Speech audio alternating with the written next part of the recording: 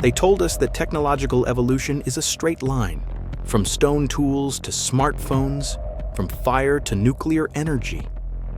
But what if that line is broken? There are artifacts locked away in museum basements that simply shouldn't exist. Objects that display knowledge of chemistry, optics, and nuclear physics thousands of years before we supposedly invented them. Today we are rewriting the timeline. Here are 5 ancient technologies that prove the past was far more advanced than we imagined.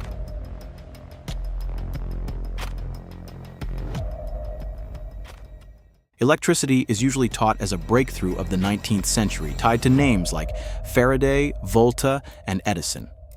The common narrative says that before modern science, humanity lived entirely in the dark, both literally and technologically.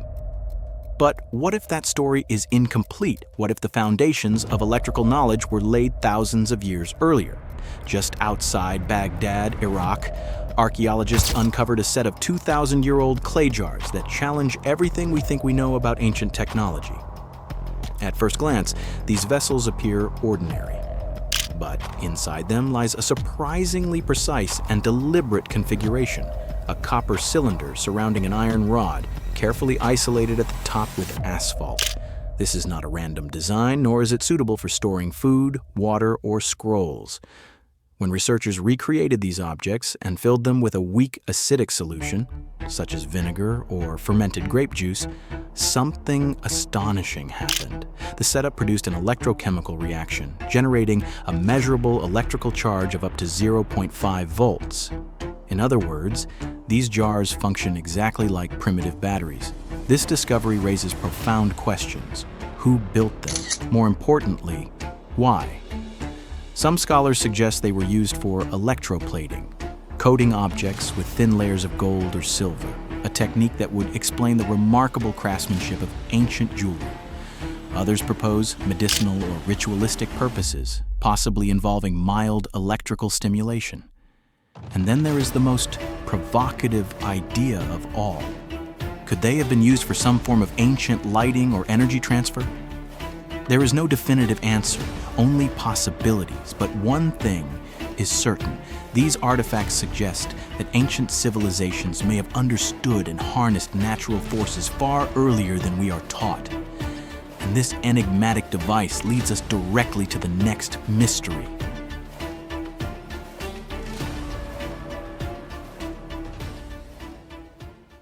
If ancient civilizations truly possess some form of electrical power, an unavoidable question emerges.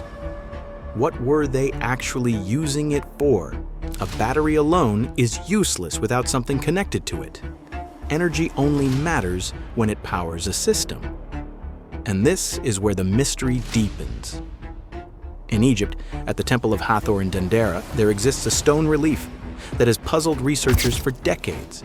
Egyptologists traditionally dismiss it as purely symbolic, a religious scene depicting a lotus flower giving birth to a sacred serpent, representing creation and divine energy. On paper, the explanation sounds reasonable, but when examined through the eyes of a modern engineer rather than a mythologist, the image takes on a very different meaning. What appears carved into the stone looks uncannily like a large, transparent glass bulb.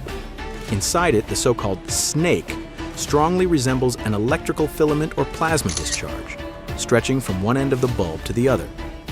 The object is connected by what looks like a cable, leading directly into a rectangular box, eerily similar to a power source or generator. Nearby, figures appear to be supporting or stabilizing the device as if it were heavy, fragile, or important. Skeptics argue that this is coincidence, but coincidence becomes harder to accept when we consider another unresolved problem: light. Deep inside the Egyptian tombs, especially in places like the Valley of the Kings, archaeologists have found no traces of soot on the walls or ceilings.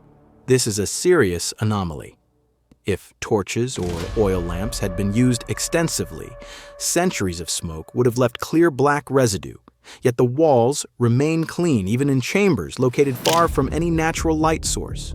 So how did ancient artists illuminate these spaces well enough to paint detailed, vibrant murals that still retain their color today? Some propose elaborate mirror systems to redirect sunlight deep underground.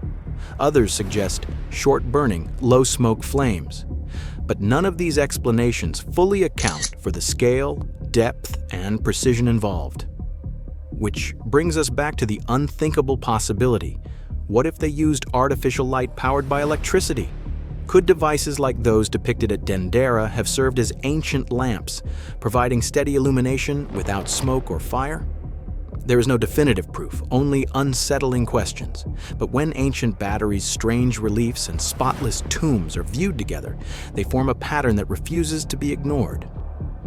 And this pattern hints that our ancestors may have mastered technologies we are only now rediscovering.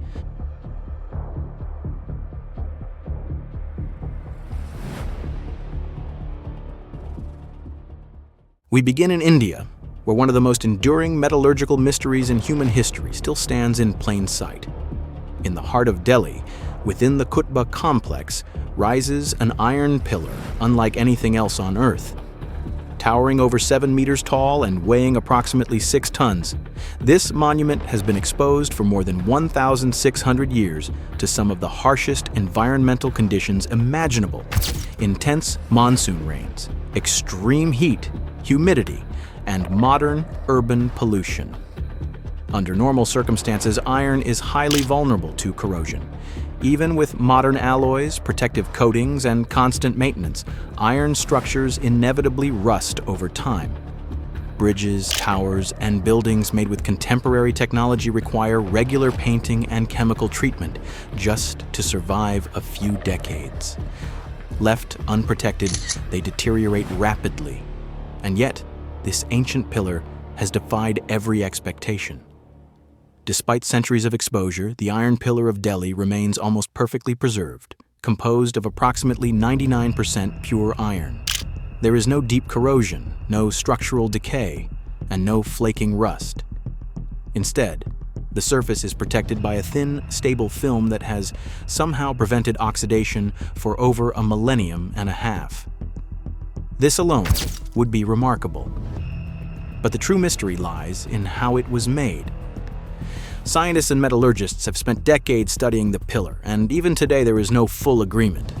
The prevailing theories suggest that ancient Indian blacksmiths used a forging process involving extremely high phosphorus content, combined with repeated hammering and controlled heating. This may have resulted in a self-forming protective layer that modern metallurgy struggles to reproduce consistently, even with advanced furnaces and precise instrumentation. But this explanation raises uncomfortable questions.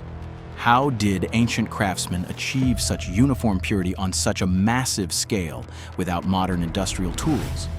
How did they control temperatures, chemical composition, and structural integrity so precisely? And why does this corrosion-resistant technique appear to have vanished from the historical record? Some researchers believe the knowledge was highly specialized and closely guarded. Others suspect that an entire metallurgical tradition was lost over time, erased by war, cultural shifts, or the collapse of ancient industries. Whatever the truth, the iron pillar suggests that ancient civilizations may have understood chemical processes and material science at a level we still struggle to fully explain. So the question remains, did they discover a method, perhaps a chemical or metallurgical secret, that we have yet to truly rediscover? Or is this pillar a silent reminder that ancient technology was far more advanced than our modern narrative allows?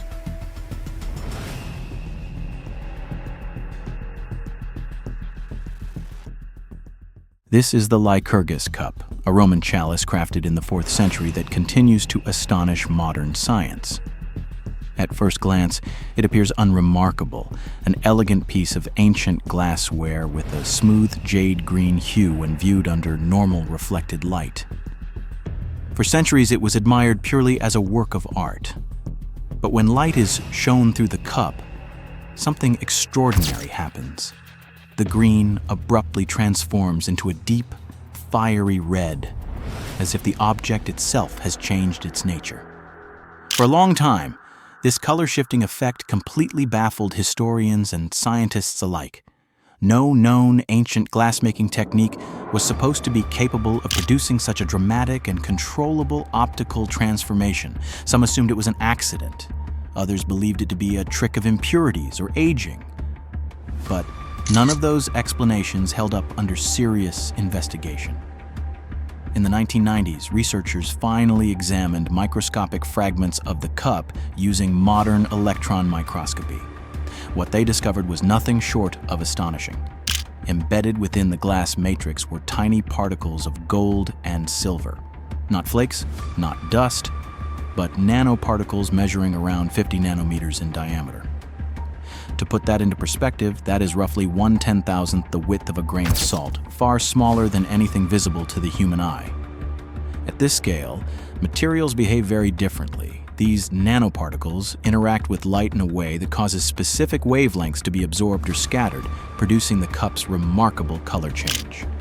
This phenomenon is now well understood in modern physics and is deliberately used in advanced optical materials and sensors.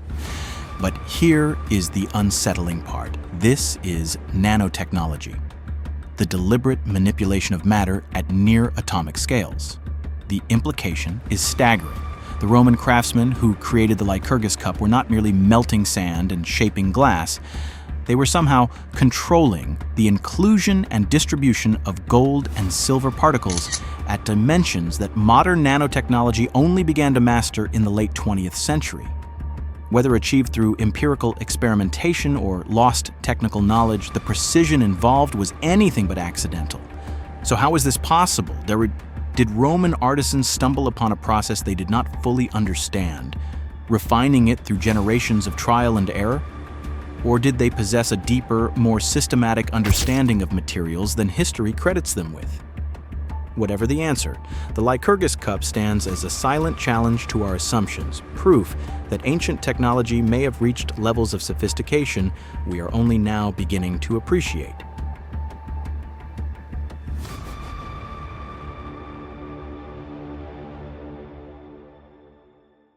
In 1965, archaeologists in China opened a tomb that had been sealed, damp, and waterlogged for more than 2,400 years. Expectations were low. Organic materials should have rotted away, and any metal object, especially a weapon, should have been reduced to flakes of corrosion after centuries of constant moisture. But what they found inside defied every known rule of archaeology and metallurgy.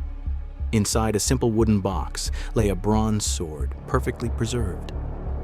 This alone was unusual, but when the blade was carefully unsheathed, the situation crossed from surprising into disturbing. The sword showed no corrosion, no pitting, no discoloration. Its surface gleamed, decorated with intricate geometric patterns in gold. Even more shocking, it was still razor sharp. So sharp, in fact, that an archaeologist reportedly cut his finger simply by brushing against the edge. Subsequent tests confirmed the impossible. The blade could still slice cleanly through a stack of 20 sheets of paper with ease. After nearly 2.5 millennia in a wet grave, the sword performed like it had just left the forge. How could this be? Chemical analysis revealed that this was no ordinary bronze weapon. The blade had been forged using a highly sophisticated alloy, combining copper, tin, and trace elements in precise proportions. Even more astonishing was the discovery that sulfur compounds had been deliberately incorporated into the surface patterns. This created a chemical barrier that actively resisted oxidation, effectively rust-proofing the blade. This level of metallurgical control suggests an advanced understanding of chemistry, one that would not formally reappear elsewhere in the world for nearly 2,000 years. While most civilizations of the era were still struggling with brittle bronze or crude early iron, ancient Chinese craftsmen were producing weapons that combined durability, sharpness, and long-term chemical stability. This raises an uncomfortable question. Where did this knowledge come from? Was it the result of centuries of secret experimentation passed down through elite workshops? Was it supported by lost texts or state-controlled research unknown to us today? Or does it point to an advanced technological tradition that history has failed to fully record? The sword stands as more than a weapon. It is a message across time, a reminder that ancient civilizations, particularly in China, may have mastered material sciences to a degree that challenges our modern assumptions, and it leaves us with a haunting thought. If they could create weapons that seemed almost eternal, what other technologies might have been lost to history? Nanotechnology in Rome, nuclear power in prehistory, rust-proof iron.